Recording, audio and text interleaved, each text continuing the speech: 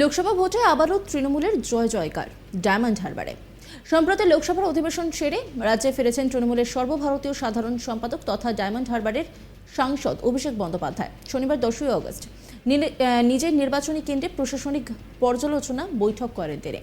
এদিন বিকেল 4টের সময় আমতলায় শুরু হয় সেই বৈঠক শেষে অভিষেক বলেন, আজ বিস্তারিত আলোচনা হয়েছে। আধিকারিক, জেলা শাসক ও উপস্থিত ছিলেন। প্রথম বৈঠকে নতুন স্কিমের উদ্বোধন করেছি, কিছু নতুন রাস্তার উদ্বোধন করেছি। 60 দিনে আমরা 70 কোটি টাকার কাজের শিলান্যাস করলাম, প্রায় 2.5 কোটি টাকার কাজের উদ্বোধন করেছি। অ্যান্টি করাপশন হেল্পলাইন থেকেও কিছু অভিযোগ পেয়েছি, অনেকের নাম পেনশনে নথিভুক্ত করা হয়েছে। অভিষেক বন্দ্যোপাধ্যায় তিনি ঠিক কি বলেছেন শোনাবো আপনাদের। ন্যূনতম যে পরিষেবাগুলো সরকারের থেকে এবং জনপ্রতিনিধিদের থেকে মানুষ আশা করে, সেইগুলি নিয়ে বিস্তারিত আলোচনা হয়েছে। এখানে এমএলএ সহ পঞ্চায়েত সমিতি, গ্রাম পঞ্চায়েতের নির্বাচিত জনপ্রতিনিধি সহ আরবান এলাকার মিউনিসিপ্যালিটির চেয়ারম্যান, ভাইস চেয়ারম্যান, কাউন্সিলর সহ সকলকেই ডাকা হয়েছিল এবং গুরুত্বপূর্ণ যে সমস্ত দপ্তরগুলো রয়েছে সেই সংশ্লিষ্ট দপ্তরের আধিকারিকরাও উপস্থিত ছিলেন, জেলা শাসক ছিলেন, ডায়মন্ড হারবার পুলিশ ডিস্ট্রিক্টের সুপার সহ পুলিশের প্রায় আইসি, ওসি সহ additional SP, deputy SP, SDPO সহ সকলেই উপস্থিত ছিলেন। এখানে দুর্গাপুজোর প্রিপারেশন থেকে শুরু করে এলাকার সার্বিক উন্নয়ন নিয়ে বিস্তারিত আমরা প্রায় 3 ঘন্টা আলোচনা করেছি এবং প্রথম পর্যালোচনা বৈঠকেই আজকে প্রায় আমরা 70 কোটি টাকার নতুন স্কিমের উদ্বোধন করেছি, মানে ভিত্তিপ্রস্তর স্থাপন বা শিলান্যাস, এবং প্রায় 75 কোটি টাকা কমপ্লিটেড কিছু রাস্তা ছিল সেগুলোও আমরা আজকে উদ্বোধন করেছি। আমাদের নির্বাচনের ফল বেরিয়েছে 4 তারিখ।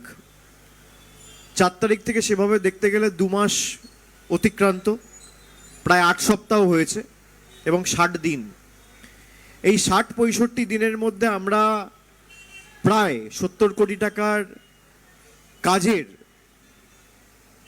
শিলান্যাস করলাম এবং প্রায় 75 কোটি টাকা কমপ্লিটেড ওয়ার্কের উদ্বোধন করলাম, মানে প্রায় 145 কোটি টাকার কাজ।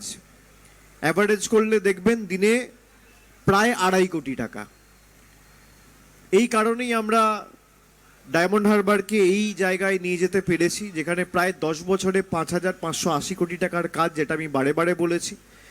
এবং আমি এলাকার প্রত্যেককে, যারা ভোট দিয়ে আমাকে নির্বাচিত করেছে বা ভোটাধিকার প্রয়োগ করেছে, আমার বিপক্ষেও যারা ভোট দিয়েছে, আমি সকলকে ধন্যবাদ জানাবো এবং আমি প্রত্যেকের জন্য কাজ করতে আগামী যতদিন সাংসদ আছি ততদিন বদ্ধপরিকর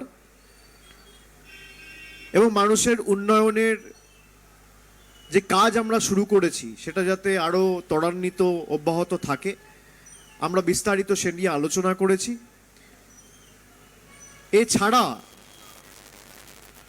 কয়েকটি জায়গা থেকে আমাদের হেলথ সমস্যা, বিশেষ করে যে সাবসেন্টারগুলো রয়েছে এবং প্রাইমারি হেলথ সেন্টারগুলো রয়েছে, PHC, sub centre, health wellness centre, এখানে পর্যাপ্ত পরিমাণের ওষুধ বা ডাক্তারের কিছু সমস্যা আমরা পেয়েছি, সেগুলোও যাতে অগ্রাধিকার দিয়ে আমরা দেখি সেটা নিয়েও আমরা বিস্তারিত আলোচনা করেছি। এবং আজকে আমরা একটা নতুন অ্যান্টি করাপশন হেল্পলাইন, এক ডাকে অভিষেক, আমি যেটা খুলেছিলাম, আমি সেটা প্রত্যেকটা জনপ্রতিনিধিকে বলেছি যে অনেক জায়গা থেকে, আমি 2-4 জায়গা থেকে, বিশেষ করে সাতগাছিয়ার কয়েকটা জায়গা, মহেশতলার কয়েকটা জায়গা থেকে আমি গত 2 মাসে 7-8টা কমপ্লেন পেয়েছি যে অনেক জায়গায় মানুষকে কয়েকটা জায়গায় কাজ করতে গিয়ে, বিশেষ করে যে এজেন্সিরা কাজ পায়, কিছু বাধার সম্মুখীন হতে হয় এবং পার্টির নাম করে অনেক সময় তাকে ভয় দেখানো, শাসানোর একটা প্রবণতা অনেক জায়গায় তৈরি হয়। সবাই করে, আমি সে কথা বলছি না। এক ডাকে অভিষেকের যে নাম্বারটা রয়েছে 7887777877, এই নাম্বারের একটা হোয়াটসঅ্যাপ চ্যানেল আমরা করেছি। এখানে সরাসরি রেকর্ড করে যদি কেউ কারোর কাছ থেকে এসে টাকা চায় বা ভয় দেখায় বা দলের পজিশন বা দলের পদ ব্যবহার করে কাউকে ভয় দেখানোর চেষ্টা করে, সরাসরি ভিডিও তৈরি করে আপনি সেই হোয়াটসঅ্যাপ চ্যানেলে পাঠিয়ে দেবেন। আমরা সেটা পুলিশ প্রশাসনকে ফরওয়ার্ড করব, পুলিশ প্রশাসন সেটা যাচাই করে দেখবে, যদি তার মধ্যে কোনো রকম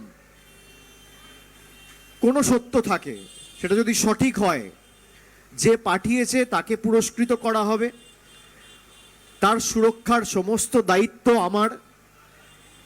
এবং পুলিশকে বলা হয়েছে তার মধ্যে যদি কোনো রকম কোনোভাবে সেটা দেখা যায় যে সেই ইনফরমেশনটা সঠিক বা কারেক্ট, তার বিরুদ্ধে দরকার হলে সুমোটো কগনিজেন্স নিয়ে ব্যবস্থা নেওয়ার কাজও পুলিশ প্রশাসন করবে। তো সেই নাম্বারই একটা হোয়াটসঅ্যাপ চ্যানেল খোলা হয়েছে, যেখানে সরাসরি আপনারা ছবি তুলে বা ভিডিও রেকর্ড করে সেই চ্যানেলে পাঠিয়ে দিতে পারবেন। এটা একটা আমরা সিদ্ধান্ত আজকে নিয়েছি, আপনাদের সেটাও জানানোর ছিল। এছাড়া বাকি যে কাজগুলো চলছে, ওল্ড এজ পেনশন আপনারা জানেন আমরা ঘোষণা করেছিলাম গত বছর প্রায় ৭৫,০০০ নতুন লোকেদের আমরা, বিশেষ করে যাদের ৬০-এর ঊর্ধ্বে বয়স, সেই সমস্ত প্রবীণ নাগরিকদের আমরা ওল্ড এজ পেনশনের ব্যবস্থা করে দিয়েছিলাম।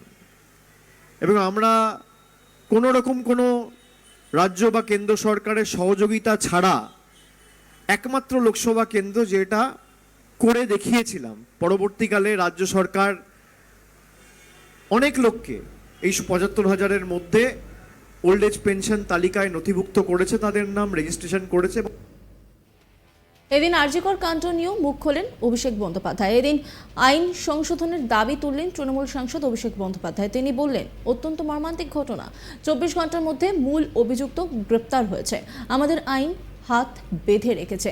এমন কোনো ঘটনা না ঘটে তার জন্য আইন সংশোধন প্রয়োজন। এদের সমাজে থাকার অধিকার নেই। যাতে দৃষ্টান্তমূলক শাস্তি হোক চাই আমি। এমন ঘটনা যাতে আর না হোক, যাতে ৭ দিনে বিচার হয় তার ব্যবস্থা হোক, বিল এনে ব্যবস্থা করা হোক। কোনো ঘটনা না ঘটলে আমাদের ঘুম ভাঙে না। সমাজের জন্য এই ঘটনা নারকীয়। এদের সমাজে বেঁচে থাকার অধিকার নেই। আইনসভায় এমন আইন আনা উচিত যাতে এমন মানুষের এনকাউন্টার করে মারা উচিত।